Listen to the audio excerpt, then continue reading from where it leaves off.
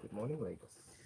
All right, so let's talk about the address. Okay, it had been announced yesterday that the president was going to address the nation on the Naira redesign. This, I guess, has been on the back of all of the agitations that have been ongoing ever since the deadline came into effect. And I say deadline in quotes because a lot of people were not quite sure whether the deadline was going to hold, considering that there was a Supreme Court pronouncement on it the week prior. And there was supposed to have been a sitting yesterday, but which was adjourned to next week. Anyway, the president has finally addressed us, and he's taking us through the reason for the Naira redesign. He cited the benefits of the Naira redesign, but the most important thing that he has stated is that he has now approved that the 200 Naira note will run concurrent. The old 200 Naira note will run concurrently with the new 200 Naira note for a 60-day period. Um, the pronouncements on the 500 and 1,000 Naira notes still remain. They are no longer legal tender. Anyone who has them needs to take them to the CBN for onward transfer to their bank accounts. Well, half bread is better than none. That's what I would say. I'm sure a lot of people were expecting that all of the notes would be allowed to run concurrently up until a sufficient period of time, but that hasn't happened. Well, we've got the 200 naira note now, so I think that's something to be thankful for. I'm not quite sure um, how how how much impact the 200 naira note alone would make, considering the naira needs of people. I don't know how much was in circulation before. I assume that they'll be pumping back some of the ones that they had collected already. Um, but one thing I would like to say that it's quote unquote somewhat commendable that finally someone makes a pronouncement and decides not to step back on it. As painful as it is, to be honest, that should be noted. This is something that I think could have been done much earlier, though, because you didn't have to wait until all of these agitations, consultations with the governors, consultations with the Council of State. And this is something that I think that the CBN governor himself should have actually announced and not the president, considering that it's within his purview. Orav via WhatsApp says, Echo no vote buying, my countrymen and women. Finally, it's been something good comes out of this. Let's see how some would buy votes between now and next Friday. Adiola says, apparently the address is late. It's a regurgitation of this. Okay, Adiola, maybe you might need to resend the message. Mr. C, do you want to say something? Yeah. Okay, so let's look at the president's speech from a political perspective. He's finally put the nail in the coffins of the politicians who stockpiled huge sums of the old notes in the 500 naira and 1000 naira denominations. And he's made it clear that this election, to the best of his ability, will be free and fair. And think about it, all the protests we have seen so far, they seem funny and unusual, and I'll explain why. We've been dealing with a lingering fuel scarcity for at least a year in most parts of the country. Has any petrol station been burnt? Has anyone gotten angry? No. Students were on strike, were at home because of a national strike for 8 months. Was any university attacked? Was any university burnt? No. Why is it that the one thing that directly affects the Nigerian political class is what is used to instigate riots and protests all over the country? So people should look beyond what is the obvious and look behind and see what is less obvious and try to connect the dots. How does burning a branch, how does burning an ATM, vandalizing it, destroying it, how does that bring out your money?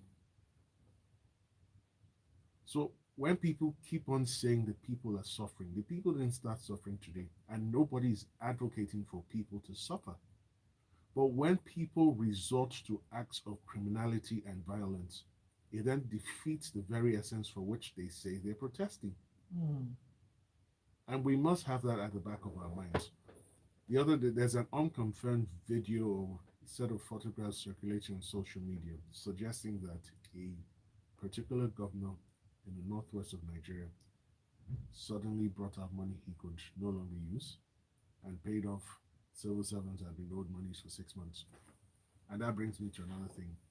Civil servants all over the country, in most states of the federation, have been owed for months. Have they burned down any state secretariats? What exactly is going on? And people need to open their eyes and look beyond the obvious. Right, Ali says 100% Mr. C. Adiola says apparently the address is late. It's a regurgitation of the CBN governor's repeated speech. Nonetheless, he still did not mention how much was printed in total. Dr. I says Mr. C was right last week and this week. It's clear that the so called protests are politically motivated. The president has clearly said that the new policy is to curb corruption and vote buying. Finally, this puts pay to the propaganda by some to blame the CBN alone. And Sunday says, is the president's directive approving the recirculation of the old 200 naira note not a contempt of the pronouncement of the Supreme Court? So, first of all, the Supreme Court order was an ex parte order, and normally it lapses after 7 days. Then, if it's renewed after for a fresh period, it's an additional period of 7 days and no more. Now, we must remember the CBN is not a party to that suit. So I do not know how they want to enforce that order against the CBN. Two, and this is instructive for everyone saying the people are suffering. Prior to the start of this policy, 2.7 trillion naira was outside the banking system. Today, 2.1 trillion out of that 2.7 trillion has returned into the banking system. All right. And still on the subject of violence from Punch, and Mr. C did start in on this a little bit, but there are reports that violence has spread across the states, and 3 people are reported to have lost their lives in addition to these banks being burned. Now, a couple of weeks ago, Wadi and I spoke about this, and that was a concern at the time that this could happen. Where do we go from here? So, first of all, our thoughts go out to the families of those who lost their lives in the riots and the violence. But, like I said earlier, this nonsense has to end. Now, you cannot resort to violence. Now, the bank equipment, the bank property is owned by the shareholders, and the shareholders are you and me, and people who bought shares in the banks. Those properties are not owned by spirits. Now, there is a conventional belief in Nigeria that people can hide under any societal issue, go and wreak havoc, go and destroy property, and get away with it. Now, what happened in Benin was people had gone to the CBN office and lined up, waiting to deposit their own notes. Then a bullion van pulls up to the gates, and the report suggests that the people on the line believed the bullion van had new notes, and they attacked the bullion van. If that is not criminality in its simplest form, what is it? So even if the bullion van had new notes, were they planning to steal the notes? Then what was the whole point of lining up patiently to deposit their old notes? And when they deposit the old notes, there is no process in place that says, as you deposit the old notes at the CBN, you will be given fresh notes or the new notes immediately. Your account will be credited. So this resort to violence by politicians, because at the end of the day, let's not deceive ourselves. Some politicians want the elections postponed for reasons best known to them. And they believe that if they instigate a pattern or a chain of riots and protests all over the country, the government and INEC will be intimidated into postponing the elections. I do not always agree with the president, but I listened to his speech today. And for once, I agree with him with regards to certain things. And he says, good luck, Nigerians. We're going to see ourselves on the 25th of February. The elections will hold. And that is what should happen. So all these political intrigue shenanigans have to stop. And the people behind this violence in all these states should be properly identified and prosecuted. Or I've got a message from Abimbola. Abimbola says people are burning down because there's no food. Fuel scarcity doesn't affect them directly, but this does. A hungry man is an angry man anywhere in the world. No one needs to prompt them. And Jane says, Politics took the one thing away from the masses that means a lot to them, and of course, the politicians will fight back. This may or may not instigate violence as the money affects them and the masses. And I saw this message. I'm trying to pull this one up. And okay, I think it's from Oluzil, and he says, any thoughts on the implications for the wider economy? Okay, so very quickly, we've started to notice or observe that the prices of certain foodstuffs, certain goods have started to come down because there's no one to buy them at those prices. So they've started to come down. So especially for goods that are disposable and perish easily, the prices have started to drop because the sellers now realize that they need to dispose of those goods and replenish their stock. So there are benefits that have come out of this exercise, and we shouldn't allow politicians to deprive us of the long-term effects, the long-term benefits of this policy. The policy is here to stay, and everyone needs to get with the program. Everybody needs to understand that and keep it moving. Okay, Ajayi says the president's address falls short of my expectation. The old notes are still in possession of ordinary Nigerians, especially small traders, and they should be allowed to return them to their banks within this 60-day period. Well, they can do that, right? Not to the banks, to CBN. To the CBN. So they can do that. All right, let's take a quick break, and when we return, we'll continue the conversation. This is Freshly Pressed on Smooth 98.1. Like insurance, anxiety away, value assured. My name is Amaray, and you're listening to Smooth 98.1. Don't go anywhere.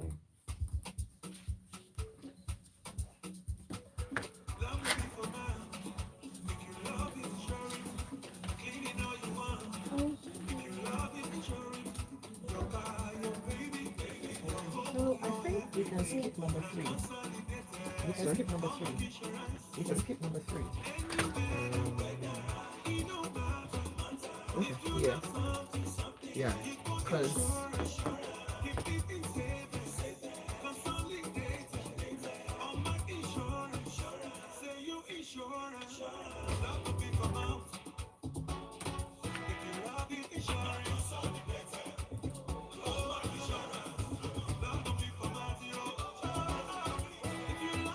Back up your love with action. Protect everything you care about with Consolidated Hallmark Insurance. Visit chiplc.com to get started. If you love it, insure it with Consolidated Hallmark Insurance. Blueberry. This is Bye. Smooth. You want us to buy? Are you good for it? Or maybe Mr. C should take. Okay. Are you good for 4? Take 4 now. Okay. Okay, we're going to 4 then. You're listening to Freshly Pressed on Smooth 98.1. Let us know what your thoughts are. 0809 444 0981. That is the WhatsApp number. And you can also tweet at Smooth981 or just post a comment on our live stream on YouTube. From Daily Trust, the Federal Executive Council has approved $53.1 million and 2.1 billion naira as local components for the procurement and installation of electrical conductors.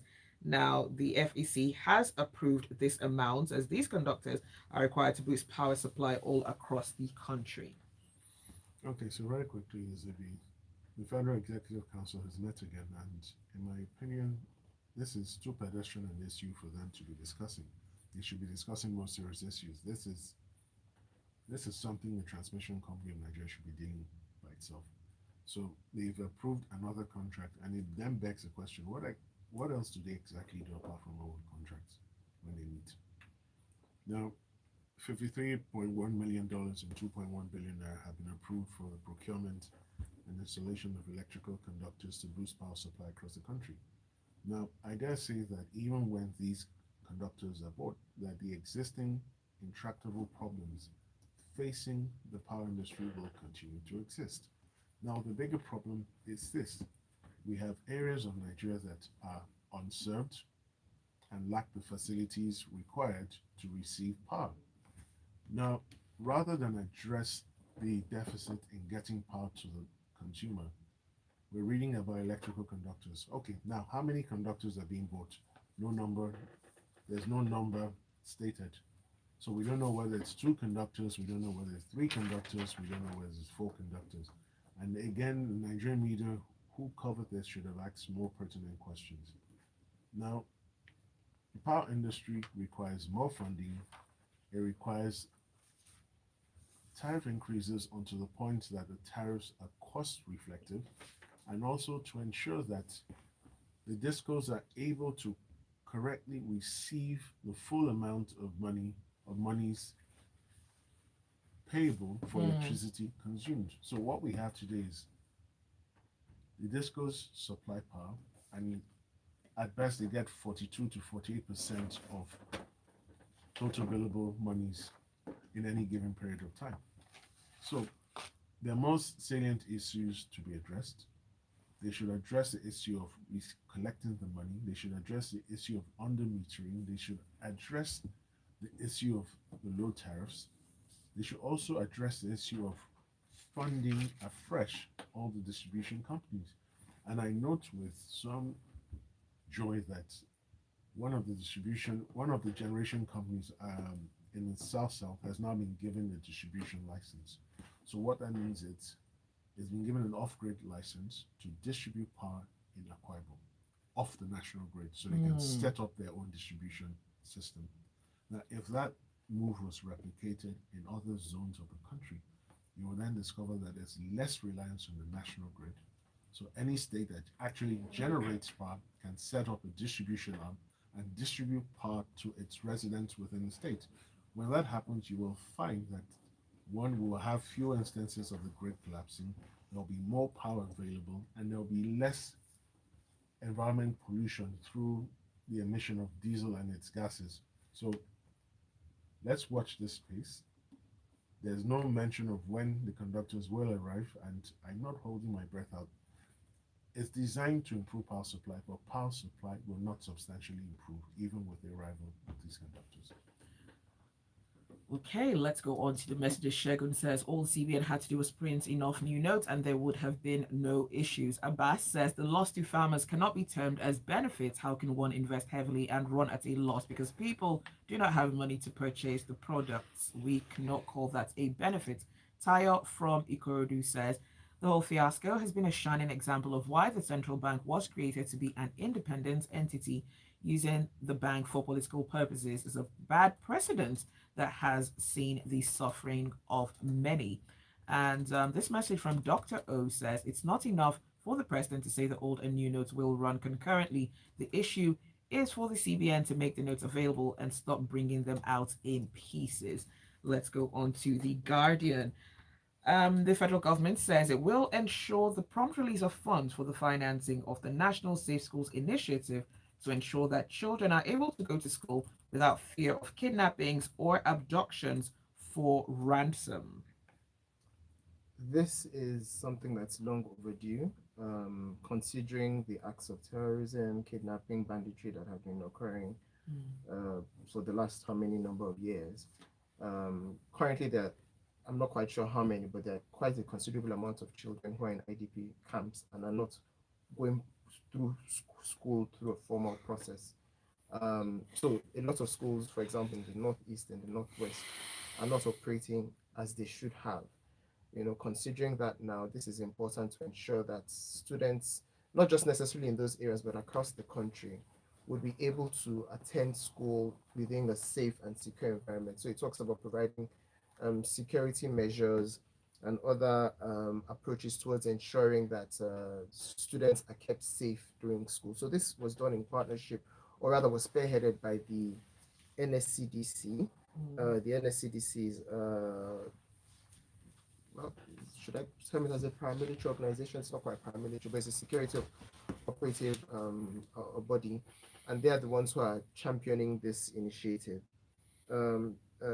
Them championing it as well, I think, is also commendable, considering the demands we have on the police and on the army, whose job it isn't anyway.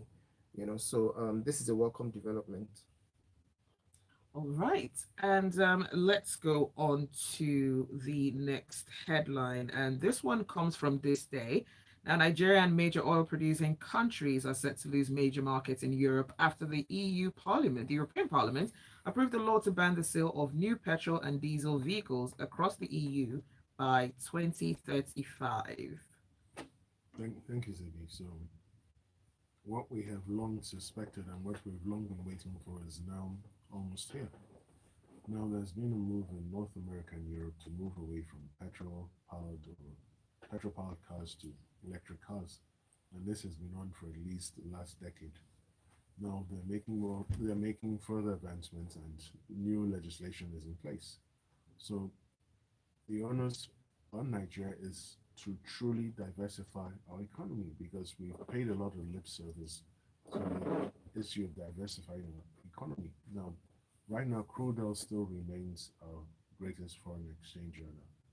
And if by 2035, which incidentally is 12 years away from, 12 years away from now, if we don't get our acts in place now and start to look at other alternatives of boosting our economy, we will discover that 2035 will be upon us and we will not have a lot of buyers to take our crude oil.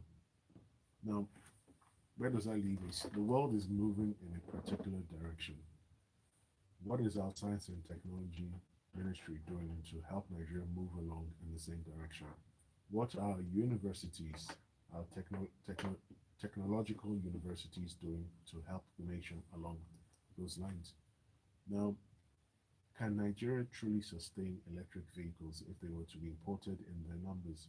That's a big question. That's a big ask because our power system currently is not at its optimal level, and there are true and valid concerns as to how these cars will be powered.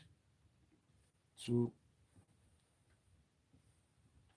the second point on this is, even if we were going to adapt, we've agreed to end CO2 emissions by 2060. Europe is trying to end it by 2035.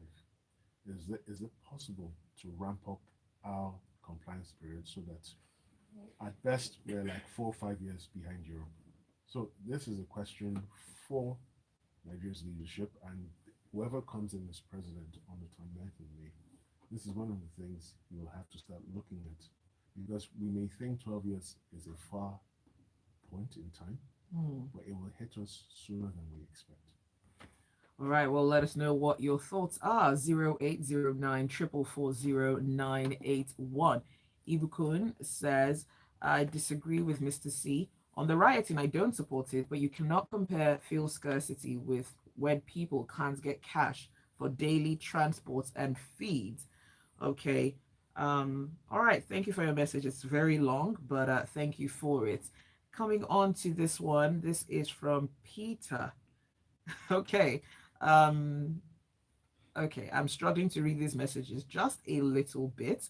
But Sunday, I see your message, and it's quite vile, to be honest. So please don't send these sort of messages. You're a much better person than this, I believe.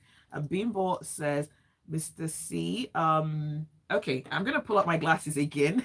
I'm struggling a little bit, but let's go on to the next story while we pull those messages off. And this has to do with inflation in Nigeria from the Daily Trust. Now, the Consumer Price Index, which measures the rate of changes in price of goods, shows that inflation has surged to 21.8% in January 2023. And this is coming up from 21.34% in the previous month. Mr. C? No, that's fine. Okay, sorry. Quick. Okay, so very quickly, inflation from the numbers released, inflation has gone up again. So it was at 21.34, closed at 21.34% in December. And at the end of January, it went up to 21.82. And it was headlined by an increase in food inflation. So food inflation went up again month on month and year on year. And it's no surprise because when you take the prices of your bread, your wheat, your vegetables, there's been a corresponding increase, and we can attribute that increase to the effects of the flooding last year, coupled with the fact that in some parts of Nigeria where the farming is actually done and carried out, there are security threats and impediments to them carrying out the agricultural trade, and even where they can actually farm and harvest, the cost of getting the produce down to cities like Lagos is prohibitive because some rogue elements of the security forces continue to demand and extort huge sums of money from the traders, and that cost is ultimately passed on to the ultimate consumer, you and I. So it's instructive to note that this was at the end of January, but the central bank governor did indicate this week that inflation has come down, but we don't have the figures yet. So let's see what happens when the figures for February 2023 are announced and declared. Okay, this message comes through from Sunday from Lagos Island, and he says, too much blames on the CBN. Let every bank account for the new Naira notes that they had received. And okay, Ife from Festac says, as the Supreme Court said, the old currency remains the legal tender, and the president says the money is not the legal tender. Is that a form of court contempt? Ajayi says the federal government continues to waste scarce resources on the power sector that is purported to have been privatized. Let the state governments take over power supply to their people. And that message is from Ajayi from Magodo. And BDA says it's not enough to keep following the West. We must innovate or we will go into oblivion. Innovation might actually mean the capacity or the capability to build, operate, and maintain vehicles that use fossil fuels until we are ready to transit to cleaner sources. It's actually documented that we are 100 years behind Europe. And Gab says, why can't we as people be innovative about the CBN policy if we think we can make it work? Fabian says, food is the first basic need, and without it, people may do anything to get it. The government can do better to serve its citizens. That's all the time that we have for Freshly Pressed this morning. Thank you for your messages. Thank you for listening. And thank you to my analyst, Mr. C and Bubemi. Do stay with us. There's a lot more to come on the Smooth Breakfast. Anxiety away, value assured.